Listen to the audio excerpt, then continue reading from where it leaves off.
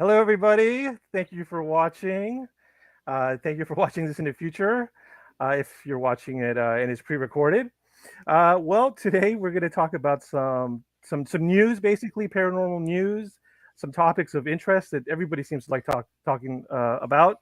And I have two really informed guests. So first, reintroducing Bobby, who's been here for a lot of shows, What's and up? also What's up? as always, you can go to bobbydizzle.com and you can see all his links, including his YouTube show. And then our special guest is Jack Connor. Jack Connor he's a YouTuber who's got a channel that's just popping off called Cosmic Road. And on Cosmic Road, he talks a lot about paranormal news, his personal experiences and feelings and thoughts on the paranormal, all kinds of subjects. I really haven't seen it boxed into anything. So he talks about cryptids or UFOs, conspiracies, Skinwalker Ranch. And he's also an author, so science fiction, fantasy, and horror author as well. So there's a lot of different ways to take in Jack's material or to support Jack financially. What's the best way if somebody wants to, like, buy your books or support you financially, Jack? Yeah, just go on to Amazon and buy my books if you want to. Great. Just type in Jack Connor. That's just the best way? Jack Connor, that's right. Okay. Well, sweet. Nice. We'll buy a book now. You got to watch us. We'll order a book in a second. Yeah. Won't read it. Won't read a page of it. We'll buy it. We'll buy it. We're like, there's a book. Well, my first question is, well, Jack. I noticed that. I think I watch all your videos, so I don't keep track, but it seems like they're almost daily. They're for sure weekly. So you're keeping up with all this material. So I'm just curious, as the first question, like, what's really fascinating you right now? What are you really into as far as the paranormal news? What topic are you into? All of it, man. I mean, it's just so fascinating. It's all part of one big picture. That's the way I see it. I don't, discriminate between ghosts and UFOs and near-death experiences. To me, it's all part of one big thing. I like to call it the greater phenomenon because, the UFO phenomenon is just, to me, it's one facet of a much bigger picture. 1/3 of all alien abductees are near-death experiencers. They've died, been to the other side, and come back. That's crazy.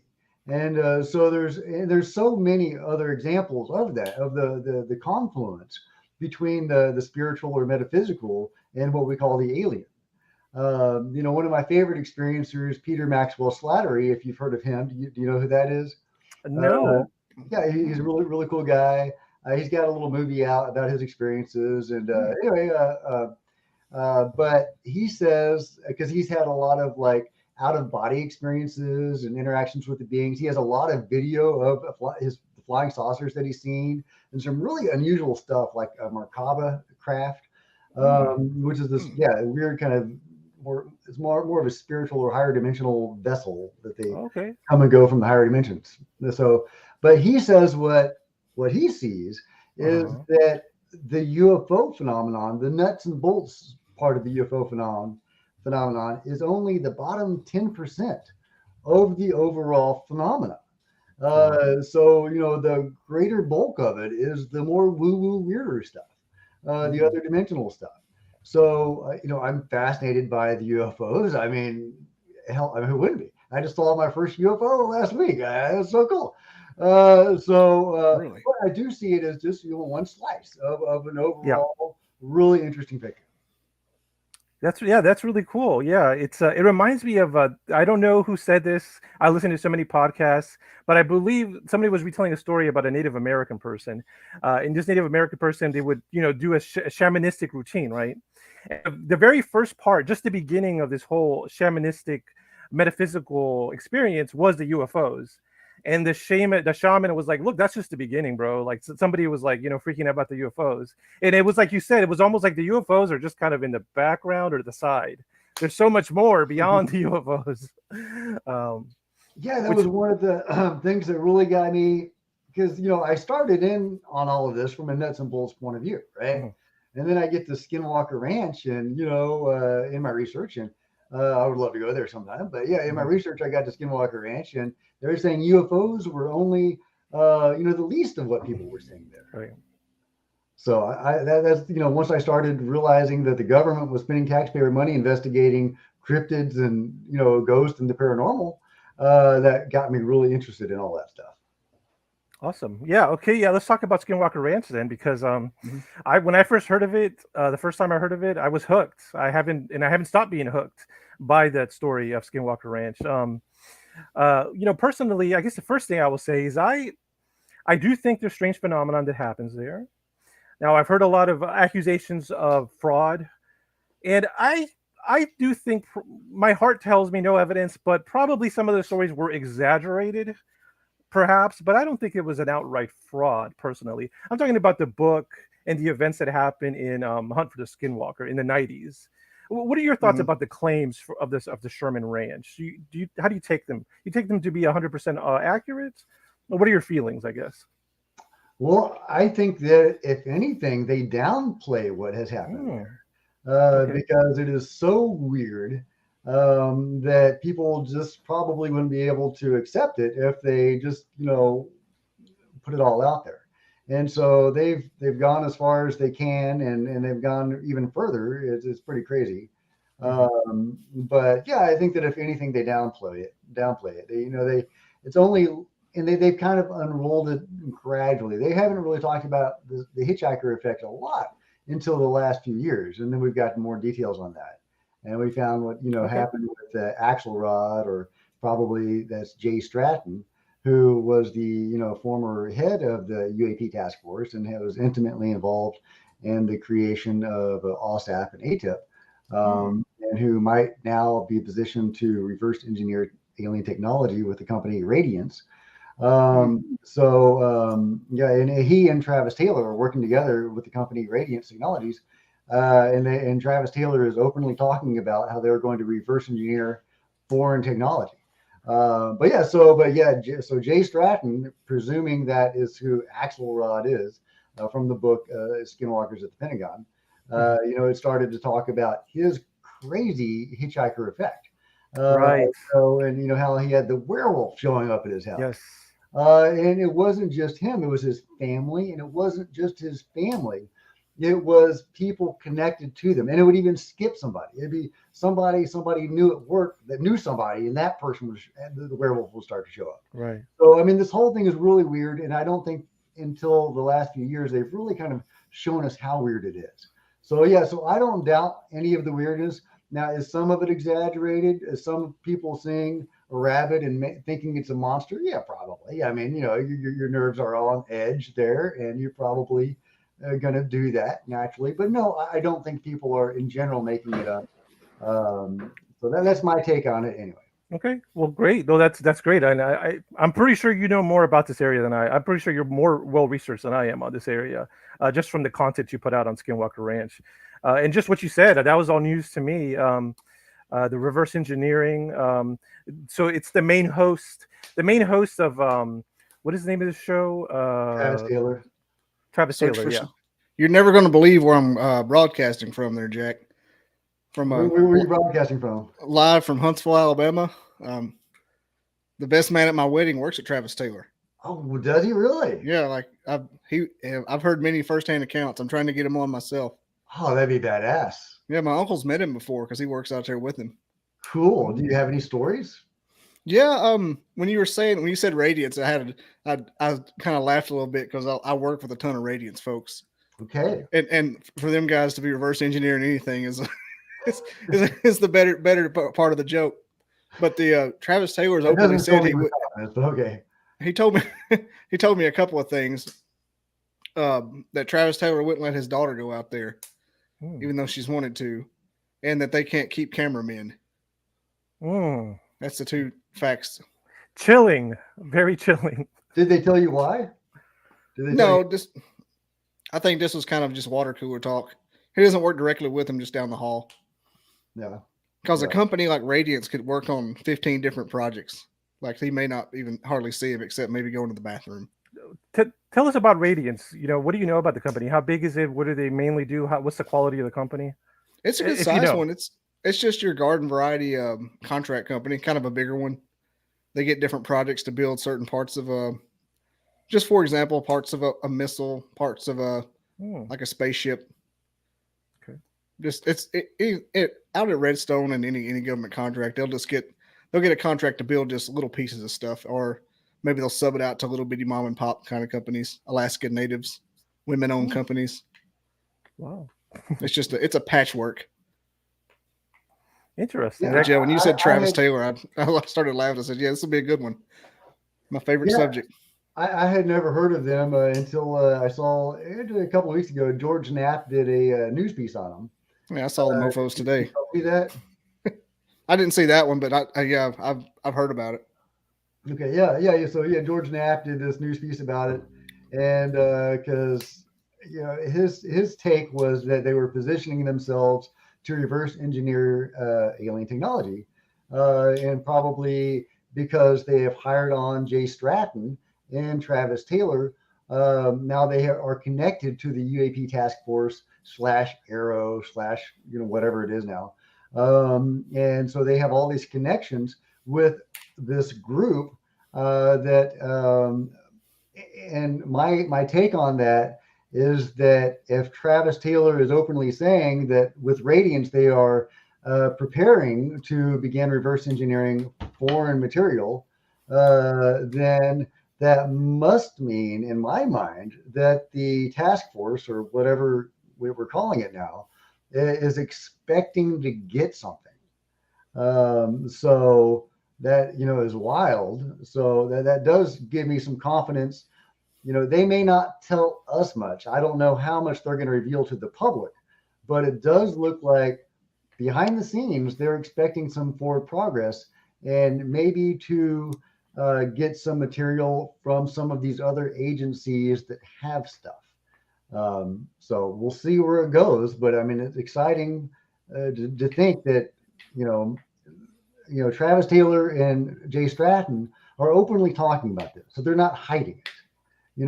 This normally, when this has happened in the past, they have hid this from us. So even the private companies, I mean, Lockheed Martin helped build Area 51. They're intimately involved in whatever the hell is going on. So, but they have not told us about it. So, yeah, it is exciting. I hadn't heard that part yet, but it wouldn't shock me. Maybe they'll do it here. Maybe I'll get a job doing it, and I'll take some. Well, that would be espionage. I can't do that. Or I might offer an opinion on maybe what might happen. I would never commit something like that. Never. No, I wouldn't. That's like the last. I'm so freaking just like out of. I don't care about that particular aspect of working for, Big Brother. Like don't take anything home. Don't you worry. I'm not taking a thing home. I'm not listening to what anybody says half the time. I might make like a mental note or something like that, but I would never tell anybody. Mm-hmm. I'd like to see it though. My plan was to work for NASA when it went to the moon in 2024. I don't think that's going to happen. That'd be cool. And I heard NASA's equipment's kind of crap as far as IT infrastructure. So I don't know if I'm going to pull the trigger on that or not. What do you think about what NASA's doing now? The investigations into UAP. I'm all for it. I hope they come up with some good stuff. I hope it's not just Project Bluebeam being repurposed. Yeah. Do you think that it's an honest investigation? Mm-hmm. Okay. I think that I think they've come far as they could with keeping it under wraps, and now they're trying to stare it head on. Well, there's always that remember that Dan Brown book where they found that meteorite in the Arctic, and it turned out to be just a burnt piece of rock with fossils on it. It possibility could be that NASA was trying to get more funding, saying it was from Mars. I don't think it is. I think the UAPs have come so far they got to spoon feed us a little, because if not, it's just going to come crashing down on our head. Wow, that's crazy.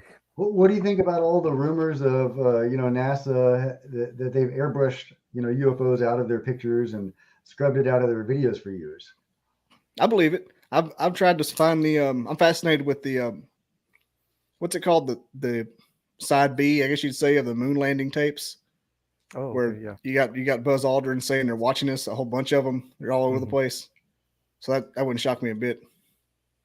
I just don't know why they would keep it from us. Like, what? I mean, just let us see something. lie to us a little bit, but give us like a half a truth. Don't just say nothing's there. That freaks me out when somebody says nothing's there. I'm like, well, what are all these people seeing? There's 900 million people seeing stuff. You're just gonna say it's nothing. That was going to be a question for you, Jack. What Bobby just said. Why do you think there has been government cover-ups? There had to be a time when the government. I suspect it was probably a crash when the government, United States government, for sure knew there were UFOs or aliens. They for sure knew. There was that one time, that first time. What do you think made them keep it a secret, and why is it still being kept a secret, Jack? What do you think? Well, that's the $1 million question, right? Yeah, okay. There's so many versions that are the answers to that story, right? Mm-hmm. There's Yes. so many different versions of that, and we could talk forever about the different people saying different things about that. The earliest account that I've been able to find that the government seems to have been hiding this stuff, and this is just one account. So it's hard to say for sure because it's not a pattern. But I think it was in 1907, there was a newspaper article in a rural town, I believe in New England, that said there was this exotic craft. I mean, they didn't use the word exotic, they didn't use the word UFO, but there was this weird thing that crashed in some farm in New England. Then the very next day, they retracted the story. So to me, that seems like government interference. If it was just some small town newspaper, why would they even care if there was some Zeppelin or what airship fell out of the sky? So to me, that signals that the government has been hiding this stuff for a long ass time. And so the question is, how long? Did it start in 1907? Did it start in 1807? Has it been a secret of our government and world governments forever? Has that just been a foundational principle? Hey guys, we've got this weird thing going on. We don't know what it is. We're not going to tell anybody. It would erode our authority. And then at a certain point, they started being able to reverse engineer or understand some of the material they were getting. Some of the why there are so many UFO crashes is a conversation we can get into. But okay, so we've got this stuff. What do we do with it? And at a certain point, they started to do stuff with it, and then they started to get serious about the lockdown on information. So is that because they wanted to prevent enemies from knowing what they were doing? Maybe, but if that were the case, I think we would see stories about how we were using this during wartime. If we had been reverse engineering and actually been able to use some of this stuff since 1907, let's just say it took us until World War I or II before we could do a little bit. If that were true. And I'm not saying that's what happened, but it just seems like we would have seen stories of that. So I don't know what the truth there is. There's so much to unpack there. And then you get into the weirder stuff like the giants. I love talking about the giants because the crackdown on that happened around the same time. Because it was a mainstream topic in mainstream newspapers like the New York Times.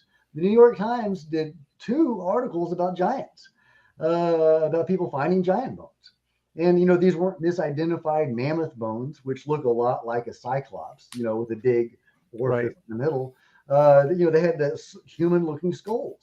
So it was a mainstream topic that mainstream newspapers were covering until the early 1900s. And then it all went radio silent. I think there is one report from like the 19 teens, but that was it.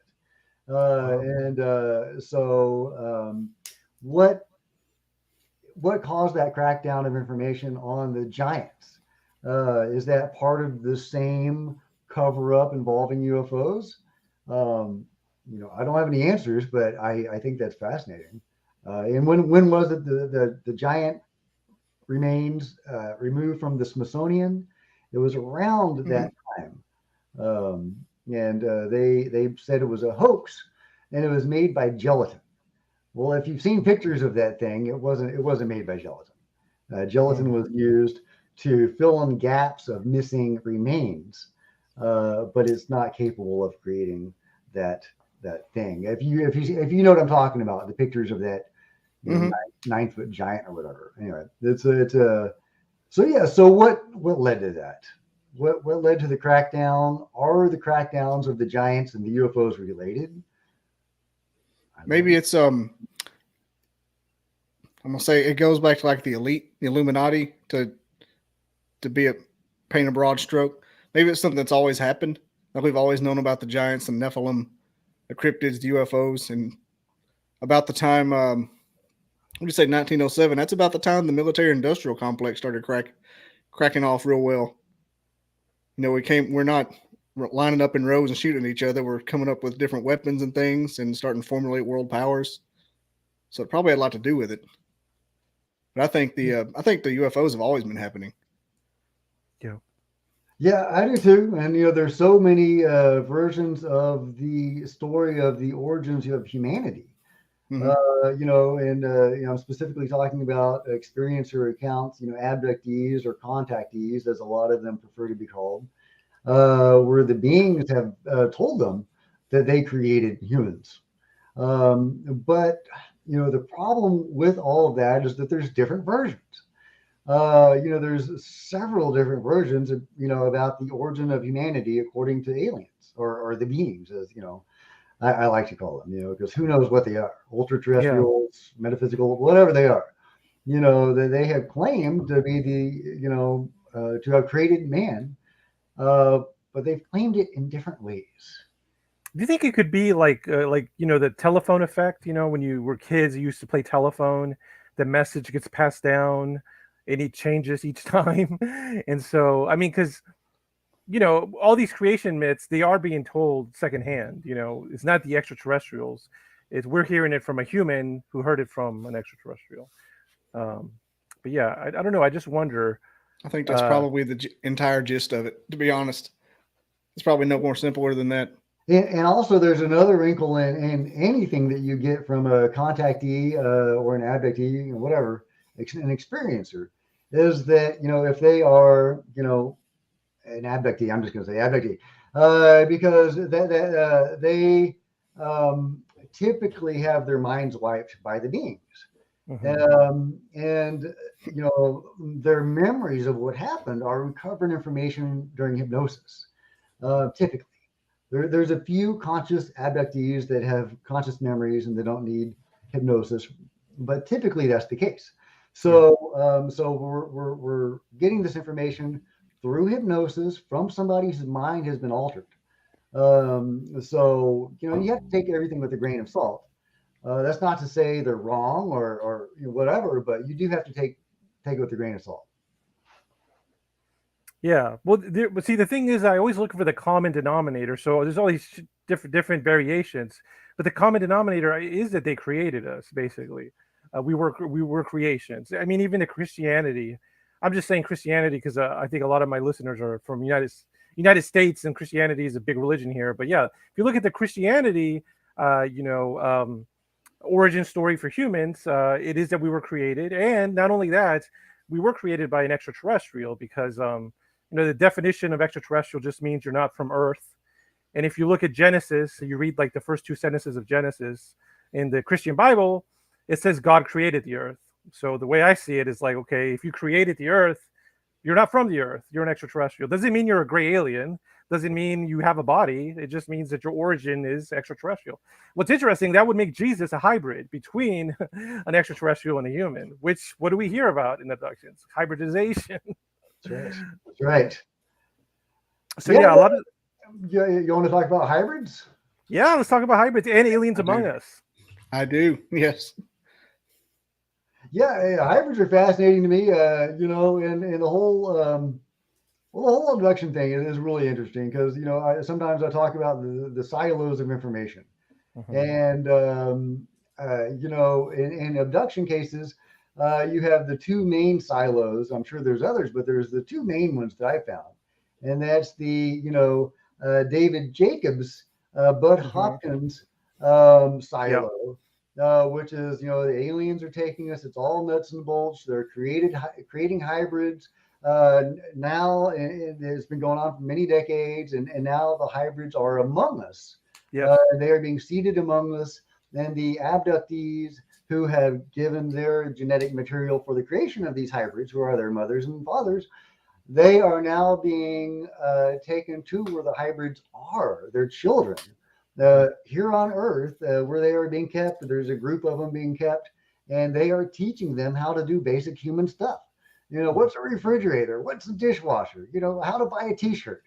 You know, so and they don't buy T-shirts very well. There's a story in his book Walking Among Us, David Jacobs' book Walking Among Us, where the hybrid teenager goes into the convenience store, or whatever it is, and he uses his mind control because they all have these mental abilities. Yeah. According to David Jacobs, and he just shoplifts the T-shirts, and but it's not like he's stealing it and running out. He uses his mind control on the clerk. But then there's the completely opposite school of thought, the Dolores Cannon, Barbara Lamb school of thought, and they do hypnosis differently. Bud Hopkins and David Jacobs use relaxation techniques that are more kind of a gentle hypnosis. Maybe it doesn't take you as deep. At least that's what Dolores Cannon says, that she has this really deep hypnosis that she puts people under. She puts people under so deeply, she's actually able, the beings can come through.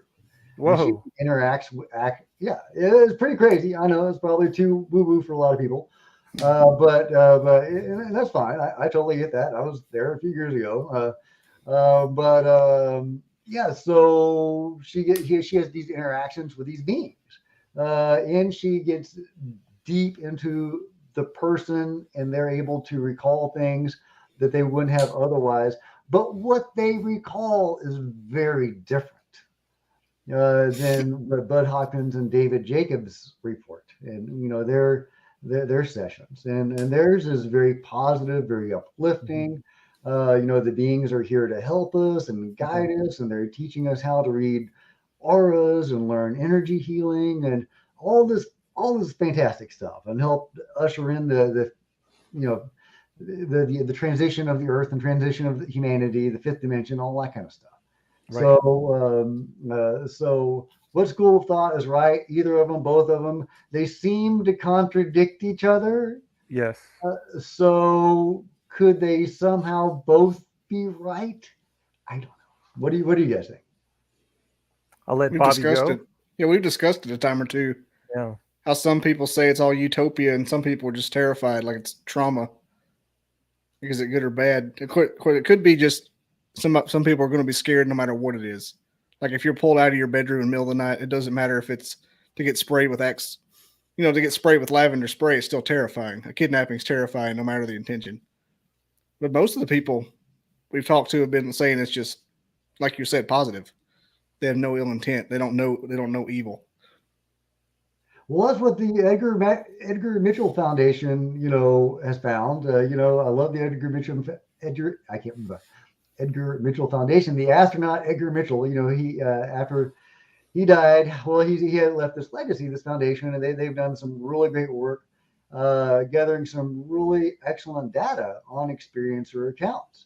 And I think it was they who, correct me if I'm wrong in the chat, or you guys, but I think it was they who discovered the connection between near-death experiences and alien abductions.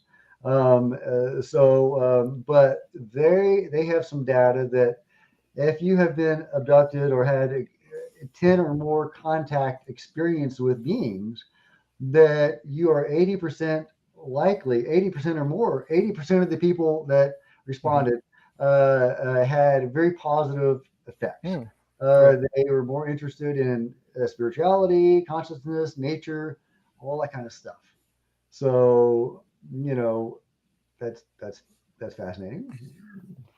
It just occurred to me that it could be I'm mainly an entomologist, so I study insects, and there's a group of insects, not all of them, but there's a group of insects that go through complete metamorphosis, meaning that they're born, they start life as an egg, a physical egg just in the environment, then they hatch into a larva, which a lot of times looks like a worm, then they go into a pupa stage, and they come out as adults, like the butterfly, and they look completely different. It's a metamorphosis.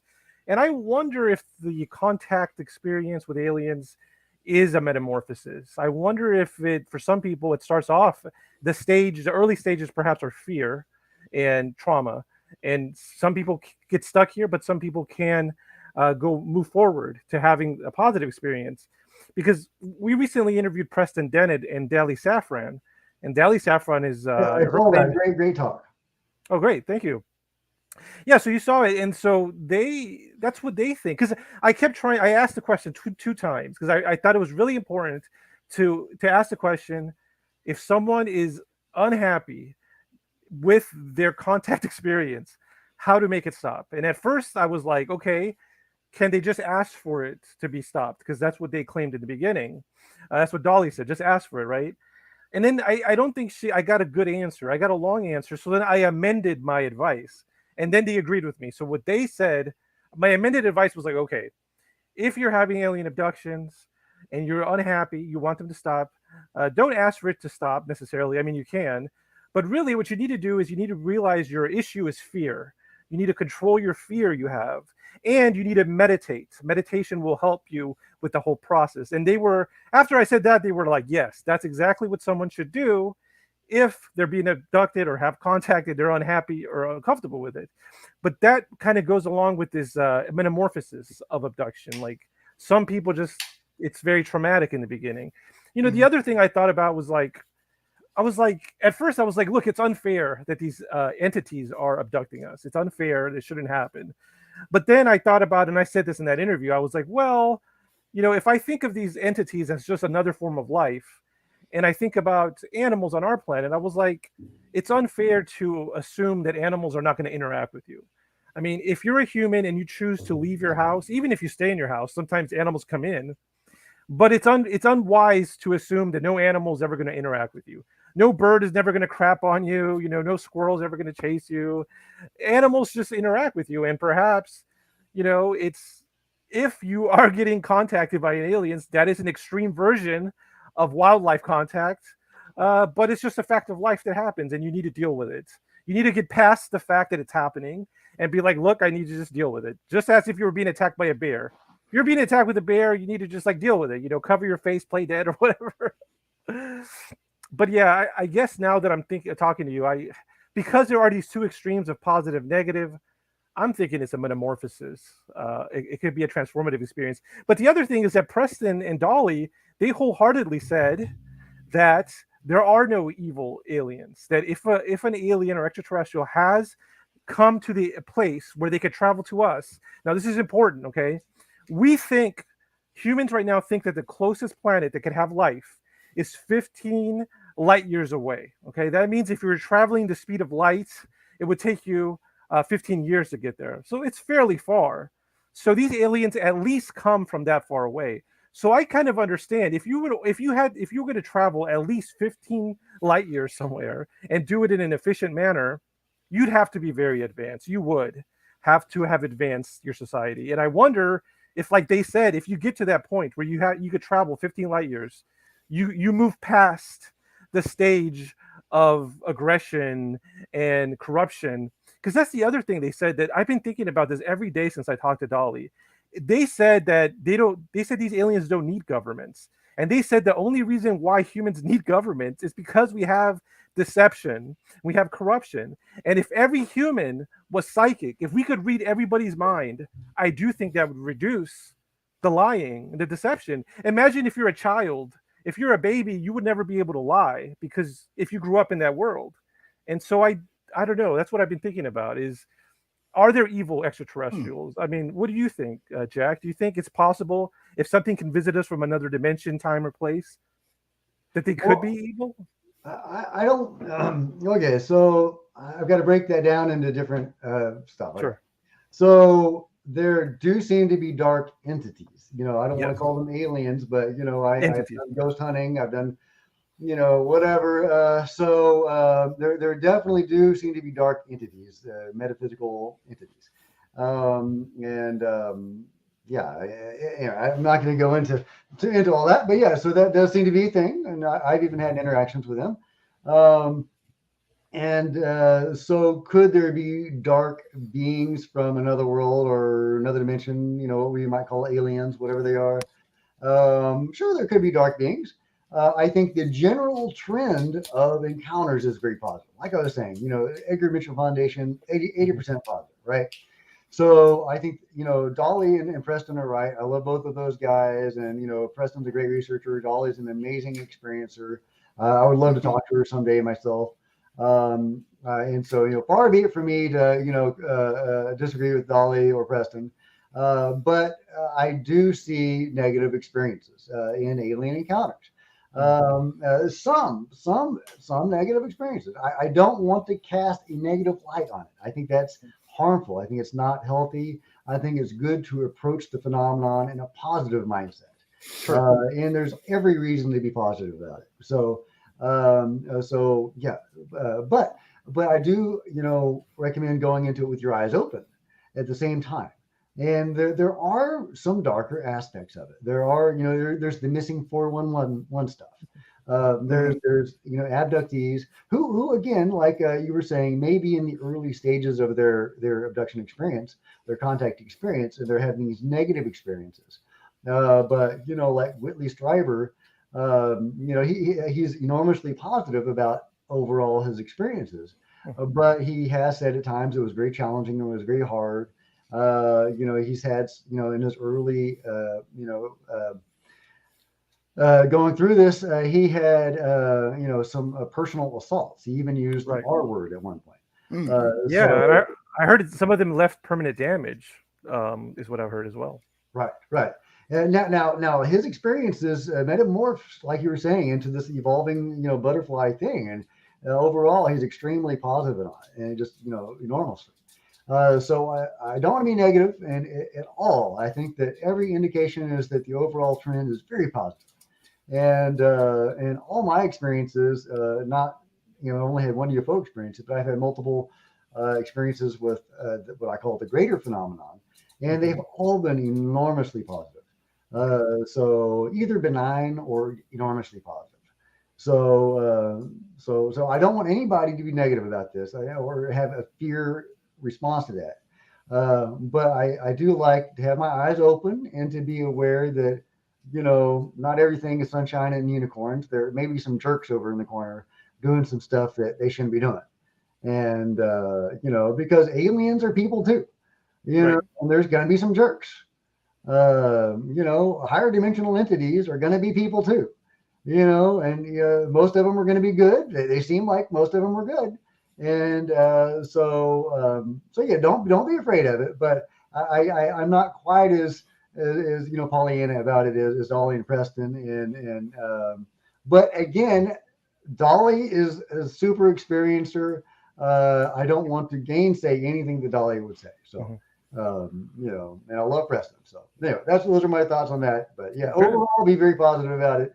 But just have your eyes open. Now, Preston did say, that a lot of the negative things that people experience were associated with maybe like MILABs, like the military doing their own abductions. Well, he did stress MILAB a lot. Yeah, well, okay, so Preston and I are going to disagree on that. He belongs more to the Stephen Greer side of things, and that's what Stephen Greer preaches. And I think that Stephen Greer has done a lot of good things for the UFO community, absolutely. And I really value him popularizing CE5. I think that we can't depend on the government to do anything as far as disclosure goes. We have to do it ourselves. It has to be grassroots. We have to make contact ourselves. And so I really value Stephen Greer. However, I think that he does spread hate and disinformation. He is needlessly divisive, and he's very jealous of Lou Elizondo in that camp for being the face of disclosure. Whereas he was the face of disclosure before, and he just can't stand it. So he's very toxic. And he's just spread all his hate against Lou and that whole side. And he's also very positive on the phenomenon and the UFO phenomenon. And again, I am not in any way negative on the UFO phenomenon.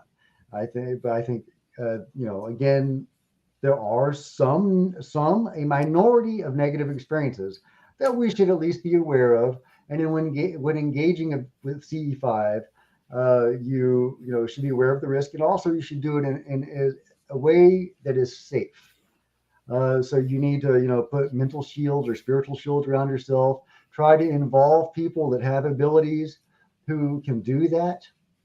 Energy healers, whatever. People with abilities, people whose third eye is open. So I think there's certain safeguards you should put on yourself when you're engaging with the phenomenon.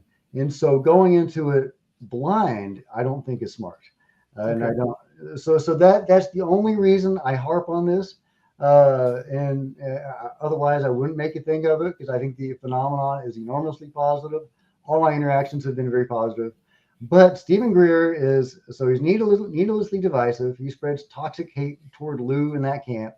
And he is so gung-ho positive on the phenomenon that he is blind to the negative stuff. And he is even, gone to the extreme of saying all the alien abductions are my lab. So there are no alien abductions.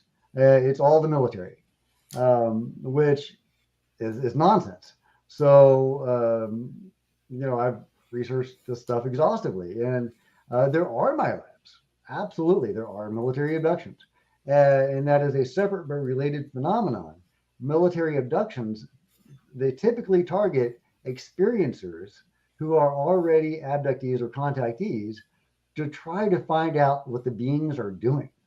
They're interrogating the people who have been aboard the ships, trying to find out what the technology is, what the beings are up to, which fascinates me, because according to so many abductees, the beings are working with the government. They're being abducted by the entities, whatever. Sometimes they're taken to a different realm of existence, like Deep Prasad and Whitley Strieber have both talked about being taken to a deeper level of reality. But sometimes they're taken to government facilities or caverns. They don't call them government facilities. They're nebulous places that they don't know where they are.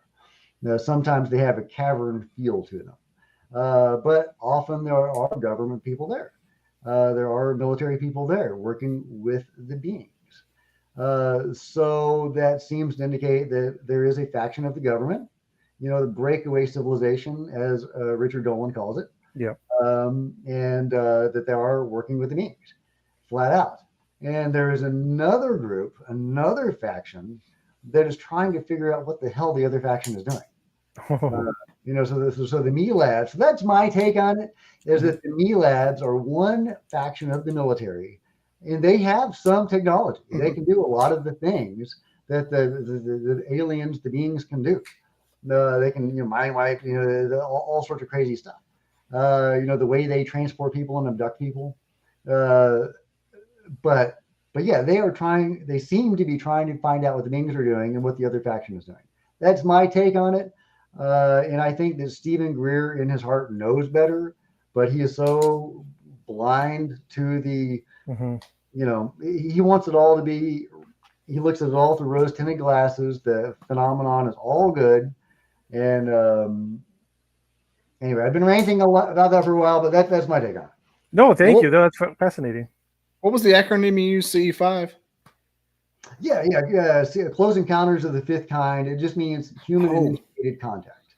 Okay, And, I was trying to make a whole sentence. What was that? CE. I was trying to make a whole sentence like CE. So close encounters of the fifth kind. Okay. 5. CE. Close encounters of alien extra.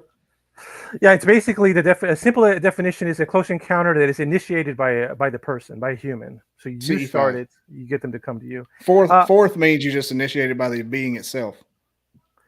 I think fourth means that they take you up on a ship. You're actually in the ship. That's I don't not know. right. I actually don't know. Yeah. But I was going to ask. I wanted to bring this question up. Okay, as far as abductions being positive, I because it always in the back of my mind it rings a bell about Stockholm syndrome. Okay, when you're getting kidnapped and it keeps happening, you actually grow sympathetic of your abductor. For humans, I mean, it happens. I just wonder, what do you guys think? You think that plays any role in it? Like, you're being abducted, you have no control over it. Let's say I'll that's tell you happening. what, with me, it would Okay. 100%. I'm such a victim of Stockholm syndrome. I just Really? start befriending. I start befriending anybody I get around. Especially, I could see if somebody had like a gun.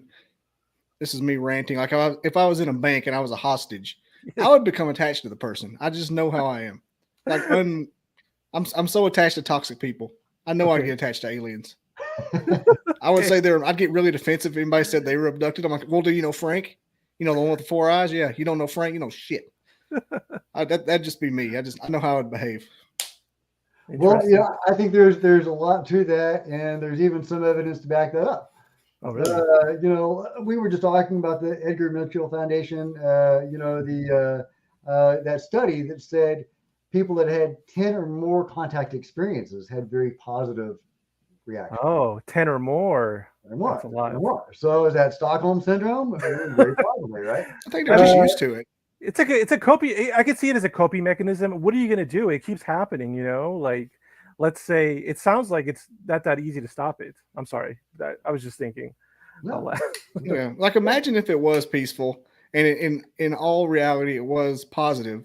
After you got over the fact that you're with an alien, like the 10th time, you kind of embrace it. You're like, well, I'm with an alien now, and here I am. It can't be bad once you get over that initial trauma. Just kind of like being born. Well, okay, so I'm that's, sure there's that's trauma there. yeah, totally. Because so is it Stockholm syndrome, or is it evolving or metamorphosing into a butterfly? Yeah. Maybe that just takes a little time. It could be either way. There is a really good experiencer. Oh man, it's on the tip of my tongue. I forgot his name. He's a really good one. He's had many experiences. I want to say Preston Dent has interviewed him, but I could be wrong. And but he talks about this evolving process that he has had with the beings. And at first it was very negative, and when he did something they didn't like, they would punish him when it was not fun. They would like suck all the air out of the room that he was in. But then over time it evolved and it became really good. But he has these memories of actually being indoctrinated to love the environment. And he says that's actually what some of the marks on his body were when he would wake up in the morning, where they had these like electrodes or whatever, or these things hooked up to him, and they would make him watch these movies, not on a TV, but on a big, thing. And it would be like all the environmental stuff. And so he would see, green, lovely trees and nature, and he would feel really good. And they were making him feel really good. And then he would see, humans destroying the nature, and he would feel really bad. They were like brainwashing him to be pro-environment. I mean, not that that's a bad thing. I mean, I'm not saying that's a bad thing. Right. But talking about Stockholm syndrome and them conditioning you towards certain responses. Well, I'll say as a biologist, like, I don't think, to me it's not controversial to say it is good to take care of the natural environment. It is very good. Of course it is. We should keep it. And not only that, it's very possible that we could have a mass extinction.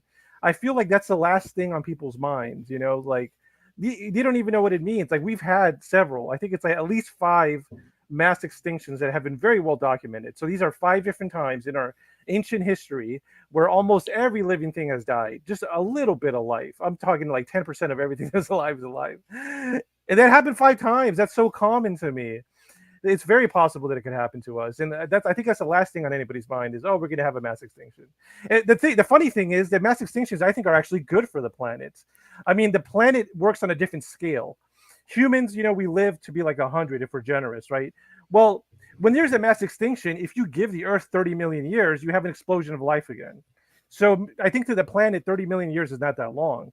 So, I mean, mass extinctions, boo-hoo, for humans, but it's fine. The planet's going to be fine. That's why I don't like the phrase save the Earth or save the planet. The planet and Earth, I think they're going to be fine. It's save the humans. That's really what we're talking about. We're trying to save ourselves and the animals that are currently alive. But yeah, it's funny because that is a consistent message with aliens, grays, the Zimbabwe case with the children that saw in the daytime in the schoolyard. They were shown images of technology being bad, about the Earth being bad, about protecting the environment. This is a constant contactee message, which is the Earth. The Earth, we need to take care of it. That why do they care so much about the Earth? I would say number one, maybe because they are from Earth. Maybe they're these crypto terrestrials that have been here forever. The other thing is like, if they did make us, here's the thing: if they made us, Dolly and Preston said that they are humans. We are humans. So in other words, we don't need any fancy technology, Jurassic Park embryo slicing to make a hybrid. All we got to do is have sex, and we'll have a baby. What is that in science? What does that tell you? Whenever that happens in the animal kingdom, that means they're the same species. If you're close enough to have a child, you're the same species. I mean, there's some exceptions, like a donkey, I guess, and a horse. They have a mule, and that mule. So that's an animal that's able to interbreed, but they're not really producing viable offspring. So I don't know if those hybrids are supposed to be fertile. That's a good question, actually. Do you know? Have you heard of that? The hybrids that are produced between aliens, are they supposedly fertile themselves? I've never heard if they are or if they're not. Yeah, they are. They seem to be, and the ones that are here now are fertile, and that seems to be part of their mission. And that's a big part of the abduction phenomenon is them, creating hybrids is sex. And there's a lot of sexual experiences that people have had aboard ship.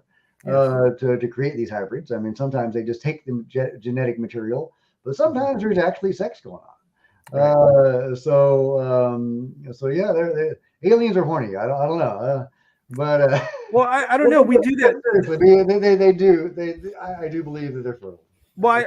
Well, that's good. Thank you for telling me that. So yeah, that's a big deal. Let me just summarize that point by saying that's a big deal. Yes, if we could produce hybrids with these aliens, and if those aliens' children are fertile, that's a big deal. We are the same species by definition, with our current understanding. We're the same thing. No, that's true. That's true. Or they have engineered themselves to be able to breed with us, and they've. Is that where the phrase "clapping alien cheeks" came from? It falls every night. You think the aliens have invented that? Storm Area 51, clapping alien cheeks? I haven't heard that. It could be. That was from 2019 when everybody was going to storm Area 51. That was their hashtag. So you're saying that they could have, engineered themselves to get to that point. So there's again, we get into the different versions of the stories, right? There's many different versions of the stories about how, specifically the Greys came to be here, because they're the ones that people seem to report most often and that are most heavily involved in the abduction phenomenon. And there are so many different versions of how the Greys came to be here. They are us from the future. They're a different race from a different timeline that has genetically engineered themselves so that they can't breed and that they're disconnected from spirit. And so they have come here to us to remake themselves. So they're interbreeding, and they've had to work to become so they can interbreed with us. And it's possible that we are distantly related in somehow, because apparently there are humans throughout the galaxy and throughout the various dimensions, which is something you hear a lot. I'm not saying that's true, but yeah. So according to that version, they're an alien race that may or may not be connected to us that has come here to remake themselves and interbreed with us. And their intention isn't malevolent. They're just trying to do it. They're doing it in a very de facto manner, not really, not a great bedside manner necessarily. But according to a book I'm reading now, The Voyagers by Ashiana Dean, do you know The Law of One? Not aware. Material Raw. Well, it takes the Law of One as a starting point, and it says that's kind of a religion throughout many alien races and higher dimensional races. And they are the good guys, but the Zetas, the Greys, when they originally came to our reality to engage in this project, and they're also doing it in other places as well, that they were not necessarily good guys. I mean, they weren't bad guys, but they were just doing what they needed to do for their species. But that the good races that did practice the law of one, that we're all connected. That's the law of one. Okay. Thank you. We're all one. The good guys that did practice this came in and they have started to convert the Greys and the Zetas. And Oh, so there's large factions of the Zetas and the Greys that practice that now. And they're good guys and they practice this and they may still be carrying out abductions, but they are doing it from a benevolent point of view now. And they may be wow. the ones teaching people how to read auras and how to learn how to do energy healing and stuff like that. So, but there is still that faction out there that is the Greys that isn't so super friendly. They're not bad, but they're just doing what they're here to do, and they're not super nice about it. That's wild. I like the nuisance though. That's interesting nuisance. It seems logical too. When I hear a claim, I'm like trying to find any plot holes or anything. But that sounds pretty interesting. Yeah, I know. That book is pretty trippy, but I like it. So What is it called again? The book you're reading? it's called The Voyagers. Is a series. The first one is The Voyagers, The Sleeping Abductees by Ashiana Dean. Okay. Well, thank you. Now, what that remind me of was there's this guy that I need to have on. I've interviewed him before, but David Eckhart. David Eckhart is an abductee. He's got a very unique experience with abduction. And I remember I asked him, like, because I think he views it as a negative thing overall. But he also sometimes describes the abductions as workmanlike. These are just people doing their job. Kind of like the second group that you were talking about. But what's really interesting that I've never heard someone say before. I asked him. He thinks they're reptilians, the ones that are abducting David Eckhart. And I asked him, is it possible to have change in the future? Like, can humans rebel against these reptilians to stop what they're doing? And he said he thought about it. I remember he was like, yeah, he's like, I think there could be change in the younger generation. And I thought that struck me as odd. I was like, okay, I've never thought, we have generations here on Earth, a younger generation, baby boomers, millennials. But he was like, I never thought of these different, cultures, these reptilians, these Greys as having generations where there's a younger batch, whatever that means, younger age wise. But yeah, it's kind of like you're saying with that theory is that some of these guys are evolving. They themselves are changing. The norms of that culture and how they interact with us is changing. Just like how we have civil rights that changed and all that stuff. Like sometimes it's hard not to view them as a culture. It's easy to disconnect them from any culture when really they must have their own culture, of course, and their history. Right. Well, when you start getting into, all right, so there's probably many alien races or many races of the beings. There's some higher dimensional other realities, whatever they are. Once you start giving them names and races, calling them the Pleiadians and the Arcturians, it starts getting very woo-woo and very crazy and very fantastic. Mm-hmm. And when I first started hearing the Pleiadians, I'm Pleiadians. I go, yeah. And but if there are races, then they do have names, they do have cultures, and if they are ancient races, they probably have varied cultures, just as we do on Earth. Just can you imagine how varied our cultures would be? Oh yeah, different planets. So there's probably different groups of different races of the same race doing different things. And supposedly there's different races of the Greys, and they're anyway. So, but it just I'm trying to learn more about the alien races now. There is different information about that, so I don't know which one is the correct information. If any of them are correct. Okay. If you find any good sources on, I do actually. I have one I could share with you. So I was going to tell you. So a while ago, Richard Dolan, I think he still does this, but he was selling a presentation he did called Alien Agendas, which is now a book, I think.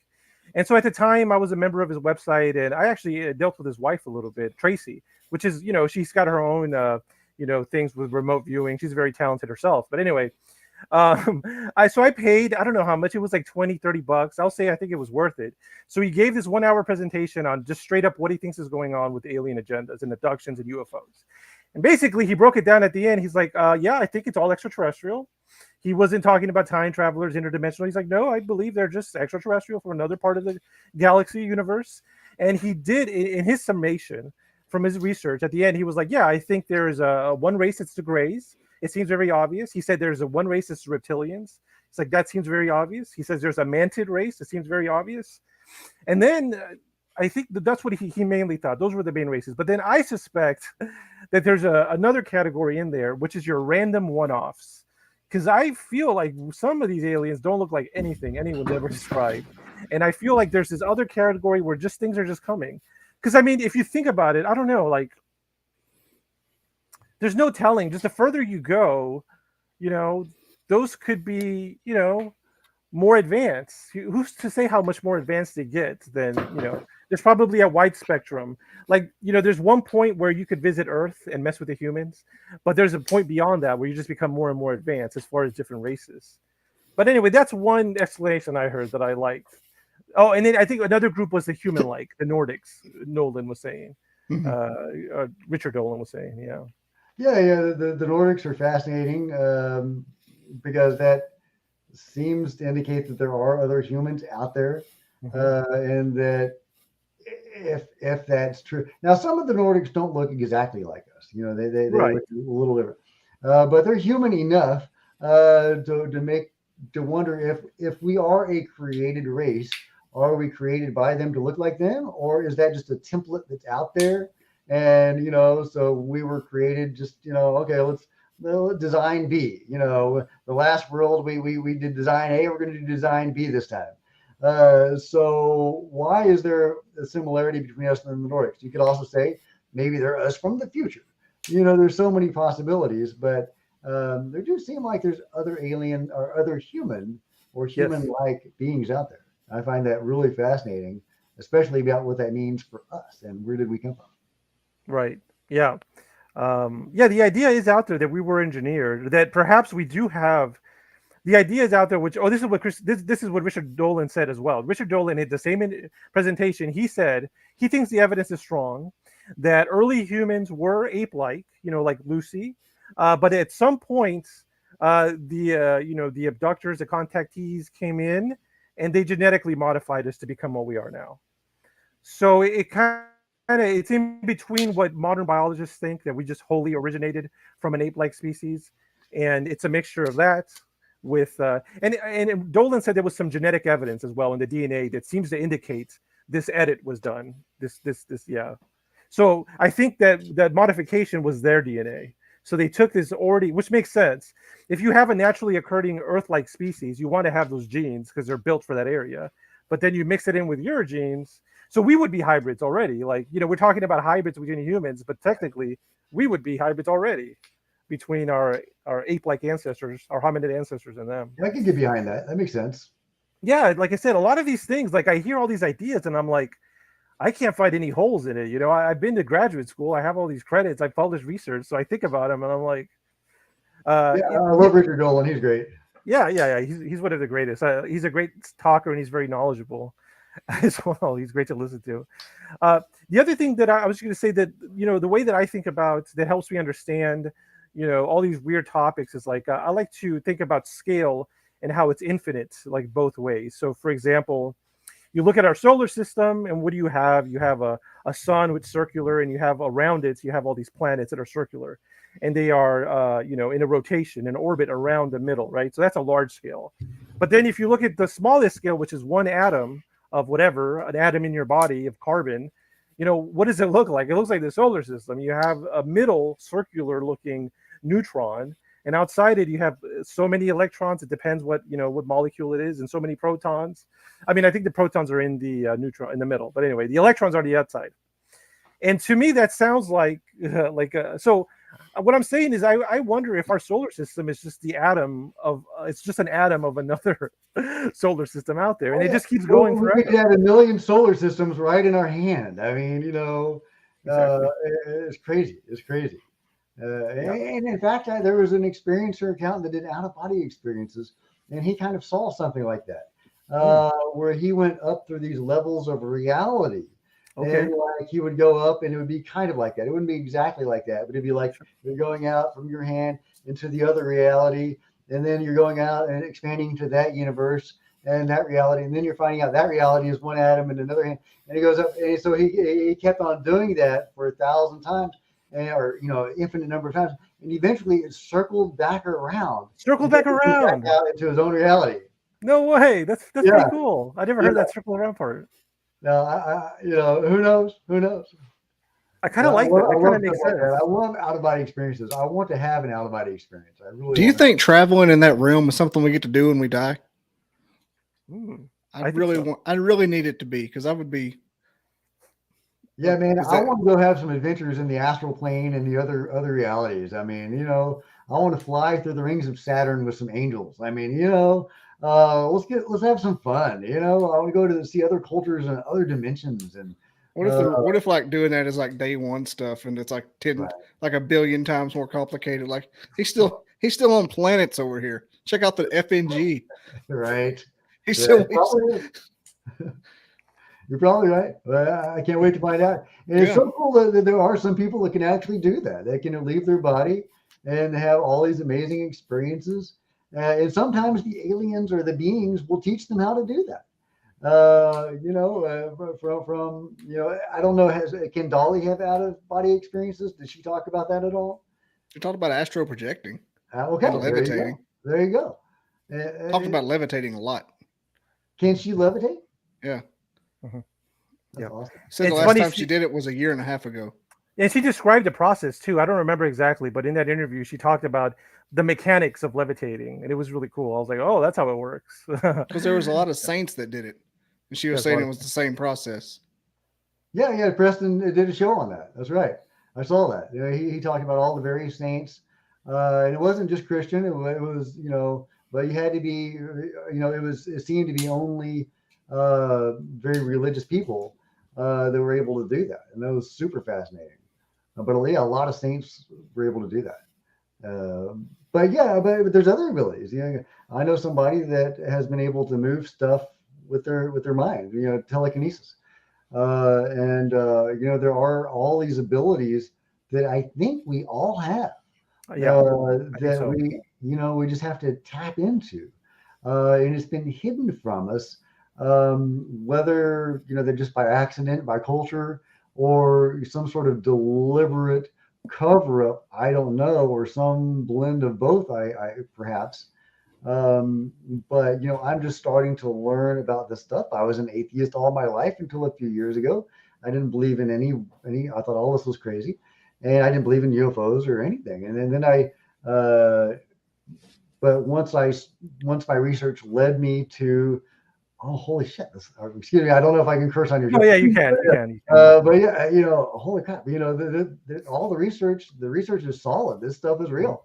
Then I wanted to start learning it. And so, now I'm trying to learn it. I'm a Reiki master now. I've had some amazing experiences, but I am in my infancy compared to some of these guys that are just, can astral project and just can do all sorts of amazing stuff that, again, I think we can all do. We just have to tap into it. We have to learn. We need to bring back the mystery schools of the ancients where they taught this stuff. Yeah. Anyway. That'd be crazy. Yeah. I mean, the implications are big that if we could all meditate, I feel like we would be more. First of all, we'd be happier. I think we'd be less stressed, which has a lot of health benefits. We could probably learn healing, telekinesis, like you said, and we could read each other's minds. Like I said, I keep thinking about what they said about why humans need government. It's because we're dishonest. Why are we dishonest? It's because we can lie to it, because we have the power to lie, because we can't read each other's minds. But if everybody was let's just say everybody meditated on Earth, and 50 years passes by, 100 years, and it's just custom that we're all psychic and read each other's minds, I don't see deception lasting very long in that world. I just recently read the book, the Dolores Cannon book about Jesus. Have y'all read that? There's actually two of them. The first one, I believe, is called Jesus in the Essenes. If you know the Essenes, it's the first I had really heard about them either. What are they? They were this subculture of the Jewish people back in the time of Jesus and going back before then, and their mythology, their creation myth or whatever in their culture was that they were founded or heavily influenced. They were set up by the survivors of Atlantis. Oh, They didn't call themselves Atlantis. They called those people the Kalu, but they were the magical high tech island nation that had sunk, and these were the survivors, and they had all this fantastic technology. They had and abilities because they had brought the Atlanteans had passed on to them their knowledge, their esoteric knowledge. And they had the Essenes had, although they were nominally Jewish, they were really a culture apart. right. They lived separately, and they had they had the mystery school where they would teach, astral projection and healing and all sorts of stuff. And they had a prophecy among them, and they had, the technology was like crystals and stuff that they could actually do stuff with. There was Atlantean technology supposedly, and it was passed down to them that there was a prophecy, according to this book, that the great teacher would come, and it was their duty to prepare the way for the great teacher and to teach him when he came among them. And so when the stars, that the herald of the coming of Jesus came, they all knew that that was the sign that Jesus was coming. And okay, the book is written. It's a past life regression, because that's what Dolores Cannon did was hypnotic, sessions where she went deep and she could tap into spiritual stuff. And so this is a past life regression of the guy supposedly who taught Jesus the Torah, the law of the Torah, the Jewish law. I'm not Jewish. I'm probably saying it wrong. Sure, but that's your holy book is the Torah, I believe. Is that correct? Yeah. And he taught Jesus the law part of it. Okay. Which I think the Jewish law, that's a big part of the Torah. I'm not sure. I've never. Sure. But yeah. So this fellow, his name was Sudi, was one of Jesus's many teachers. Sudi was not in the mystery school. I mean, he had some abilities and some knowledge because all of the Essenes, they learned to meditate when they were like 3 years old, and they could all do stuff. They had abilities. They nurtured these abilities from the time they were little kids, and they some of them went on to go to the mystery school and really develop these powerful abilities. And so Jesus, when he went to the mystery school, and as was the case, and I'm reading this book as an atheist. Okay, I'm not a Jesus guy, and in fact, when my research led me in near-death experiences to Jesus, and so many people have seen him, I got really curious. Is Jesus real? What's the deal there? I didn't want to read the Bible. I didn't want to read the dogma. So I looked for other alternate methods of learning about Jesus, since it seemed to be an entity that it was a real entity. Yes. And Jesus wasn't just some dude, according to this book. I mean, when he learned hands-on healing, when he healed you, light would come out of his hands. And he could do all these amazing things. So I don't know where I was going with that, but it was the mystery schools. Okay, and so he learned with these mystery schools, and his teaching, the general thrust of his teaching was that not look at me, look how great I am. It's that this is what you can all do. Oh, we can all do this. Awesome. I'm just here as an example to show you what you can do. And I think that's amazing. And we need to bring back the mystery schools. Okay, that was my point. Okay. I just put that in my Amazon cart. Oh, What was nice. that? I just put that book in my Amazon cart. Yeah, and there's a sequel that she wrote 10 years later that was from. Yeah. She found He walked with Jesus. Yeah, there's Jesus in the Essenes, and I think the second one is Walking with Jesus. Yeah, they walked with Jesus. They walk with Jesus. Yeah. Yeah. I thought it was a DVD. It was a book. 29 books. I want to I'm sorry I've been neglecting the comments, but I just want to thank all the mods and everybody watching, the regulars. We got Melinda, John P. Adventures, Scotty B, Mr. Catfish was here, and I know Welcome to the Show you watch later. I know Io Walks you watch. My Flock is everywhere. Sarah, thank you for watching. I'll be interviewing her on Thursday.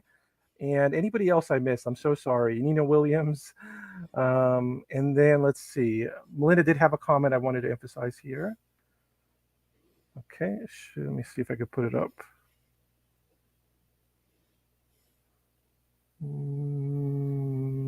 Let's see. Here we go. Okay. Wild Trees, you know the prisoner's dilemma in game theory. There's an advantage to lying and cheating for individual reward. Okay, so yeah, I get that. Yes, there is a. So you're going to have cheaters in a population or society. Okay, well, yeah, well, that makes sense. But lying and cheating can only happen if you can't read someone else's mind, right? I mean, if you could read their mind, then you could tell they're lying. I mean, I guess they could lie. Lying could still exist, but would it work? That's the thing. Like, you could still lie to anybody, but they're gonna know the truth. But anyway, we went over a little bit, so I don't want to. I want to keep to my word. I just want to ask Jack, what would you like to promote? What would you like people to go visit? Where would you like them? How would you like them to support you most? Oh, just go to my channel, Cosmic Road, and I'd love to see you there. Great. Well, great. Well, thank you so much for having here. I feel like we could have talked a lot more, meaning we'll have to have you on again. And I'd love to do that. I'm sure Bobby wants to have you on his show as well. Yeah. I just sent you a friend request. I think that was you. All right. Well, with that said, thank you once again for spending your time with us, Jack. It was a really good conversation. I learned a lot of new stuff I didn't know. And so, yeah, thank you again and have a good night. Yeah, that was amazing. Thanks. It was awesome. These are my favorite things, favorite episodes like this. All right. Goodbye, everybody. Thank you for watching. Yeah. Bye-bye.